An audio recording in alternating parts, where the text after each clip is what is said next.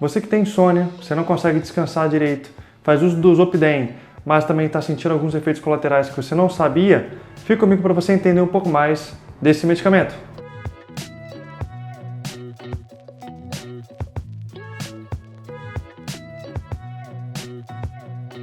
Fala galera, tudo bom? Meu nome é Davi, sou farmacêutico. Esse canal é para você que busca um pouco mais de informação, até mesmo de forma mais simples, não tão detalhada, a fim de você conseguir entender mais facilmente. Então, esse é o canal certo para você. Esse grupo de medicamentos ele surgiu lá na década de 80, conhecido como grupo Z, os não benzodiazepínicos e os sedativos hipnóticos. Enfim, você pode conhecer por vários nomes, mas essa é a classe a qual pertence o Zopidem. Esse medicamento ele foi desenvolvido com a pretensão, com o propósito de causar baixo índice de dependência, de tolerância.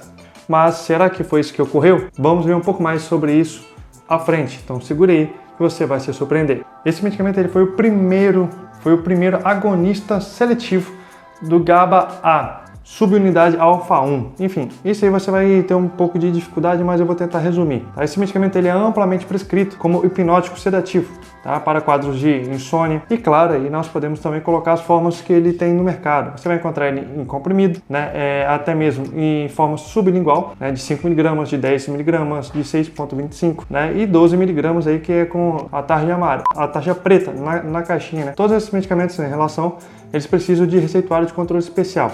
Esse receituário de controle especial, ele é lançado a partir do momento que você faz a compra. O farmacêutico ele lança esse produto, essa venda, essa dispensação, esse consumo com os dados do paciente num banco de dados chamado SNGPC, que é o Sistema Nacional de Gerenciamento de Produtos Controlados.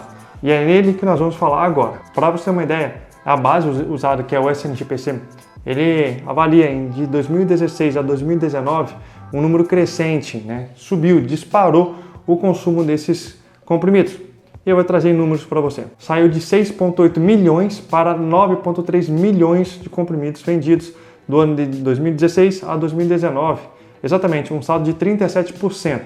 Mas não para por aí. De acordo com a Câmara de Regulação do Mercado de Medicamentos, isso foi constatado um pico justamente em 2020, que foi, de acordo aí, nós vivenciamos o início da pandemia. E lá, nós podemos constatar que diversos grupos de medicamentos tiveram um crescimento absurdo, inclusive aí para insônia, ansiedade e transtorno de depressão.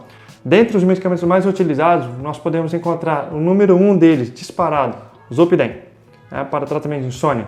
Aí nós podemos colocar em seguida aí como o sertralina, o estalopram, até mesmo o clonazepam perdeu para o Zopidem em números de prescrição. Isso é alarmante e eu vou trazer para você um pouco mais sobre esse tema.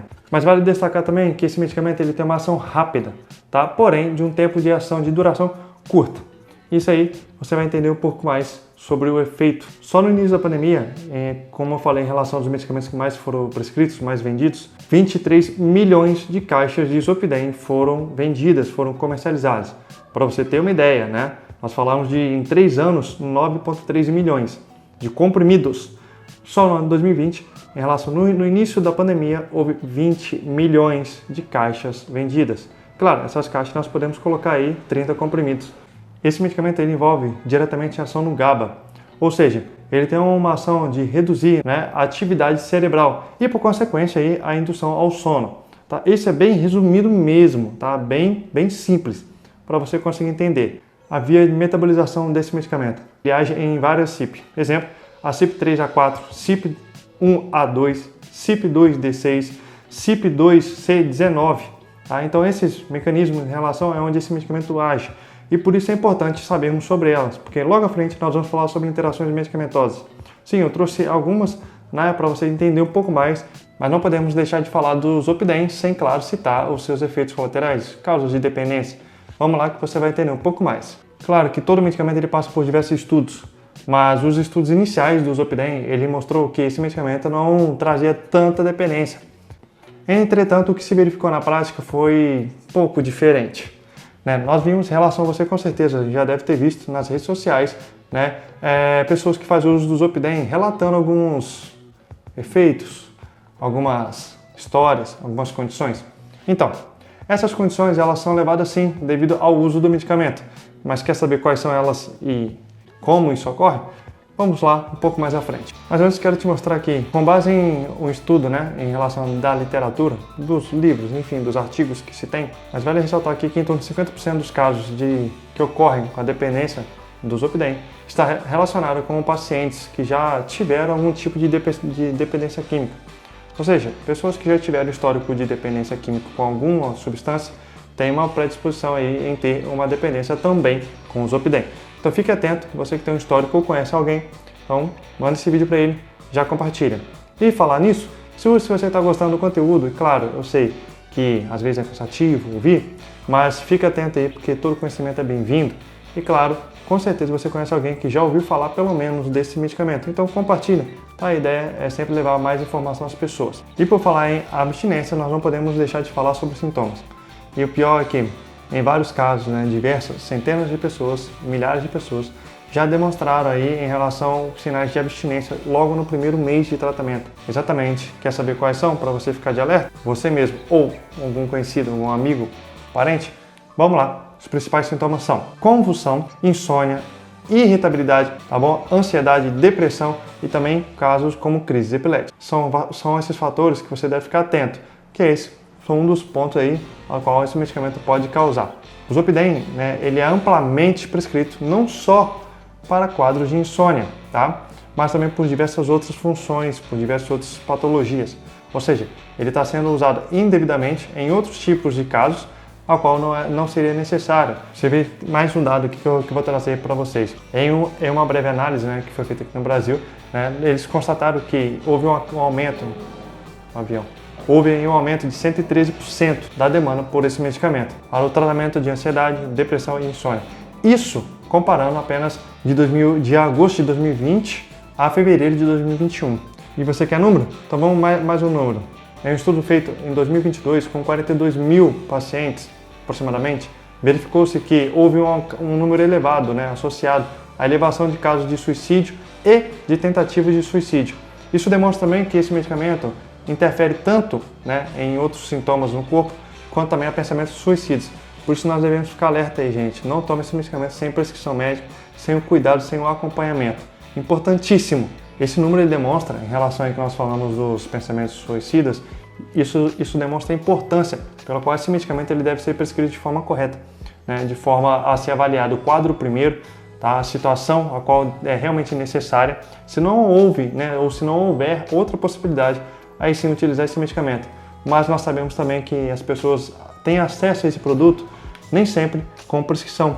Infelizmente aí cabe aos profissionais de saúde que estão nas farmácias usar de forma ética, né, sempre visar o melhor para o paciente, tá bom? Então eu faço meu apelo aí aos profissionais de saúde, tá? Tanto os que prescrevem quanto os que dispensam, tá? A coerência, né, e acima de tudo o bem-estar do paciente. E agora vamos aí aos efeitos colaterais. Exatamente. Eu poderia falar de muitos outros tópicos, mas acho que esse fica mais evidente, porque visto que a necessidade que as pessoas têm de saber sobre isso é grande. Vamos lá, alguns efeitos colaterais, são enormes, mas vamos lá. Tontura, confusão, tá? Falta de memória, né? A dificuldade de memória logo após o uso dele. Por isso uma sugestão é utilizar esse medicamento somente no momento que for dormir, para evitar esse processo. Excesso de raiva, agressividade, tá bom? E vários tipos de outras situações, como agitação também. Também nós podemos colocar como insônia de rebote, alguns pesadelos. E gente, ninguém quer, né, usar um medicamento para dormir e ter esses efeitos colaterais aí elevados. Jamais utilizar esse medicamento, seja qualquer outro medicamento que causa sonolência, um antialérgico, enfim, que age no sistema nervoso central como o Zolpidem, associado à bebida alcoólica. Por que, Davi? Porque a bebida alcoólica ela potencializa a ação do Zolpidem. E como nós falamos agora dos efeitos colaterais, com o uso associado com o álcool, todos esses efeitos colaterais são potencializados, gerando assim um problema ainda maior para a saúde e, claro, podendo levar até a óbito. Então fique atento em jamais utilizar esses medicamentos com bebida alcoólica. E por falar de interações, vamos falar um pouco mais sobre interações medicamentosas e principalmente os riscos associados ao uso do Zolpidem. Como nós falamos lá em cima, né, a CYP, a qual ele age, onde ele é metabolizado, que foi uma das principais que nós falamos e foi CYP3A4, não podemos deixar de falar sobre os medicamentos que interagem aí em relação a esse meio. Mas eu vou citar aqui um exemplo como o ciprofloxacino. Você que já teve quadro, né, de infecção urinária, embora existam outros medicamentos para esse quadro, né, para esse tipo de tratamento, melhores, menos agressivos e com menos efeitos colaterais, é bem comum utilizar esse medicamento como uma das primeiras escolhas. Entretanto, esse medicamento que é tão comum ser encontrado, esse medicamento ele também age na CYP3A4 e por consequência aí elevando os níveis sanguíneos, né? E por consequência aí também levando a quadros tóxicos e também a elevação dos efeitos colaterais. Isso tudo aí nós podemos associar isso com apenas um medicamento. Nós podemos colocar diversos outros, inclusive outros antidepressivos. Sempre tem alguma coisa dessa com interações medicamentosas, a gente tem que sempre ficar atento. Por isso vale aí salientar sempre que a prescrição ela deve ser avaliada por um profissional qualificado. As mulheres em período de gestação elas devem ter uma cautela redobrada aí. Os profissionais médicos eles sabem disso e é por isso que em muitos casos eles evitam. Por quê? Esse medicamento ele pode atravessar a placenta. Por isso, o uso desse medicamento em pacientes com esse histórico, com essas condições, deve ser avaliado pelo médico. Mas, sobretudo, deve ser prescrito quando o benefício supera o risco. Não adquire esses medicamentos de forma ilegal. Tá? Não use esse medicamento se estiver vencido. Sempre busque orientação de um profissional. E, claro, siga as recomendações médicas aí. Gente, espero que vocês tenham gostado. Esse é um vídeo, foi mais de um alerta. Tá? Devido ao crescimento elevado desses medicamentos, da venda, da comercialização dele. Por isso eu te peço alerta aí e peço também que você compartilhe esse conteúdo para que mais pessoas possam ver, entender e, claro, se precaver. Te vejo logo mais em um desses vídeos aqui e me comenta aí se você gostou do vídeo, o que você achou e, claro, se você já fez uso ou faz uso do Zopidem e sentiu algum desses sintomas, algum desses efeitos colaterais ou até mesmo outros que nós não colocamos aqui. Tá bom? Espero você em próximo vídeo. Até mais!